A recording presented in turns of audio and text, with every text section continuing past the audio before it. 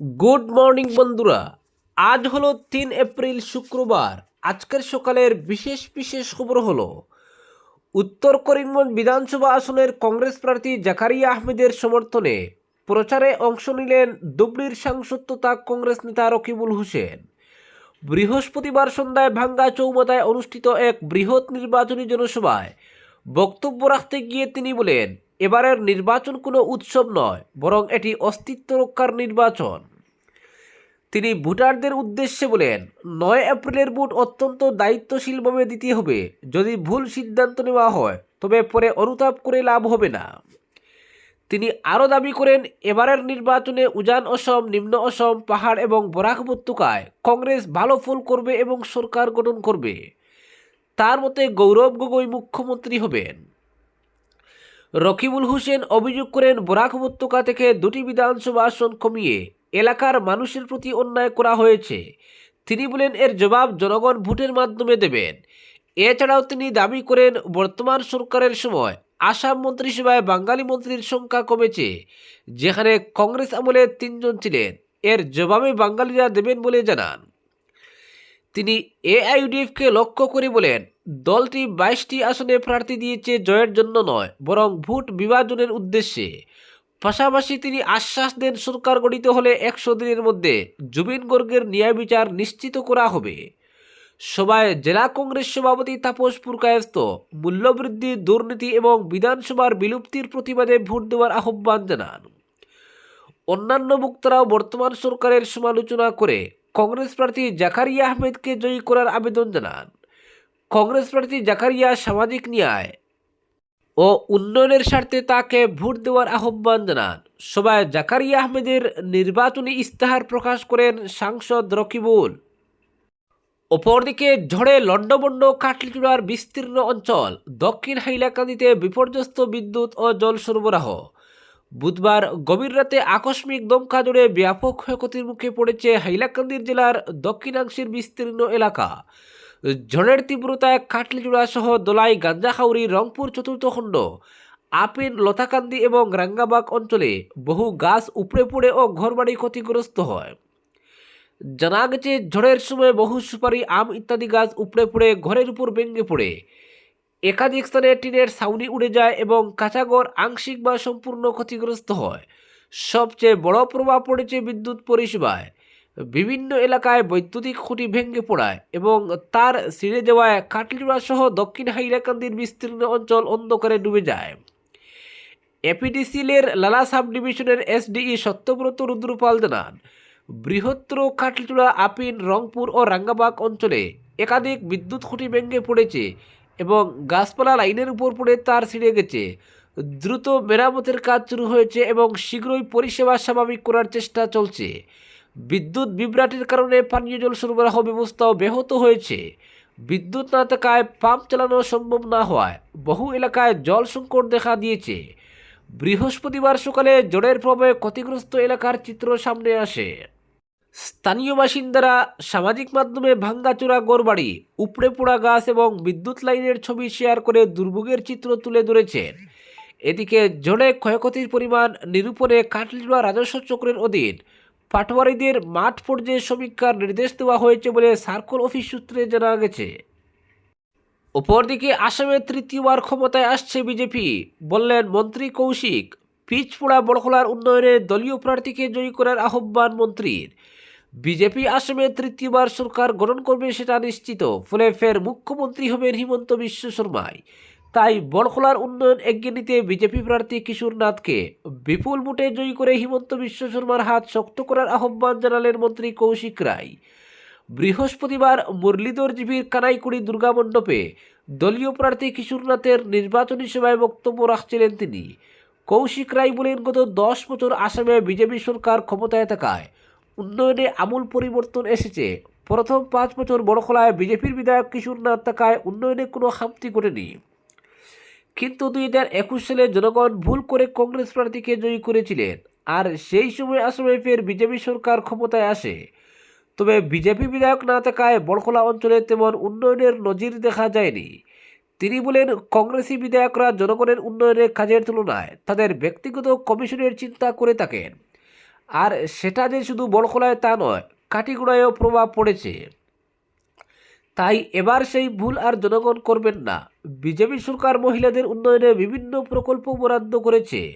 প্রত্যেক অসহায় মহিলা এখন স্বনির্ভর হতে পেরেছেন আসামে বিজেপি সরকার থাকায়। কংগ্রেসের সমালোচনা করে তিনি বলেন, এই দল সব সময় মিথ্যা প্রতিশ্রুতি দিয়ে থাকে।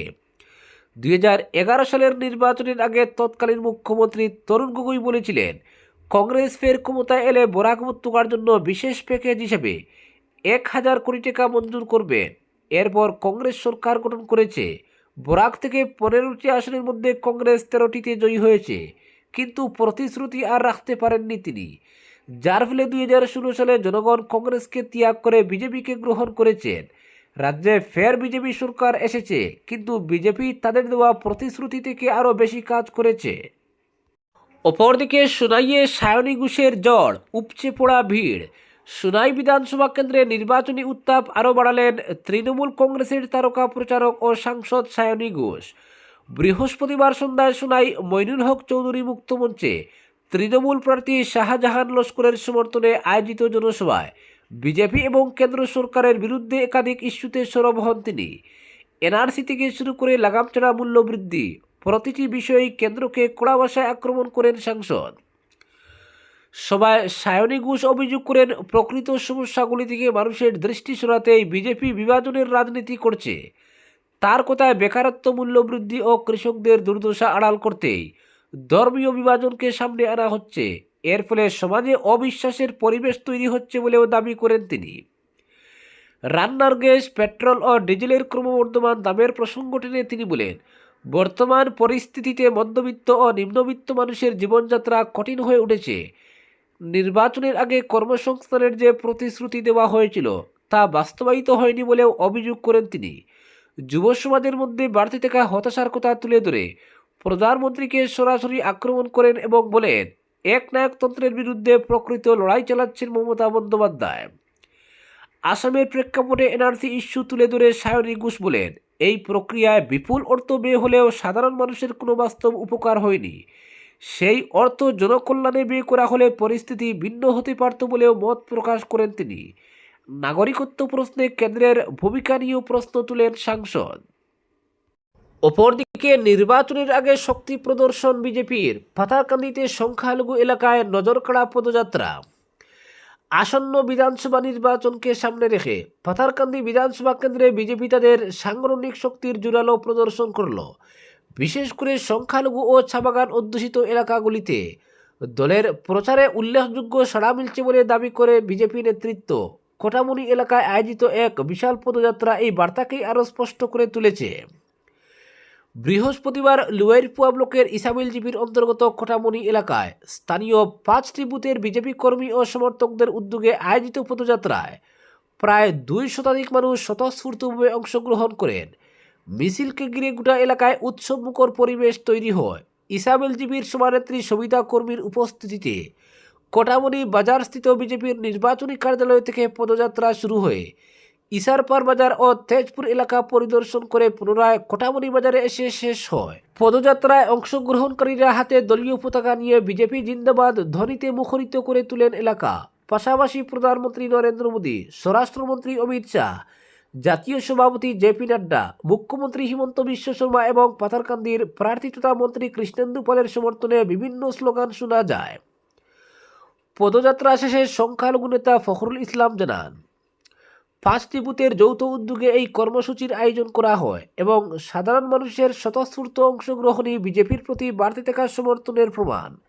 তিনি আরও দাবি করেন, আগামী 9 এপ্রিলের নির্বাচনে এলাকার মানুষ বিজেপি প্রার্থী কৃষ্ণেন্দু পালকে বিপুল ভোটে জয়ী করবেন। অপরদিকে নদীতে বিষ ফেলে মাছ নিধন, থানায় মামলা।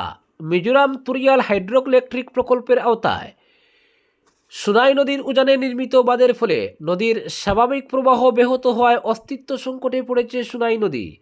এরই মধ্যে নদীর জলে বিষ প্রয়োগ করে মাছ নিধনের অভিযোগ সামনে আসায় পরিস্থিতি আরও উদ্বেগজনক হয়ে উঠেছে। ঘটনায় বনরাজ 5 সমাজের পক্ষ থেকে পালংঘাট আউটপোস্টে একটি লিখিত এফআইআর দায়ের করা হয়েছে। স্থানীয় সূত্রে জানা গেছে, জলবিদ্যুৎ প্রকল্পের জন্য নির্মিত বাঁধের পর থেকেই নদীর জলের স্তর অস্বাভাবিকভাবে কমে গেছে। বিশেষ করে শুষ্ক মৌসুমে নদী প্রায় শুকিয়ে যাওয়ার উপক্রম হয়। বৃহত্তর সোনাই ও দোলাই অঞ্চলের মানুষের পানীয় জলের প্রধান উৎস এই নদী।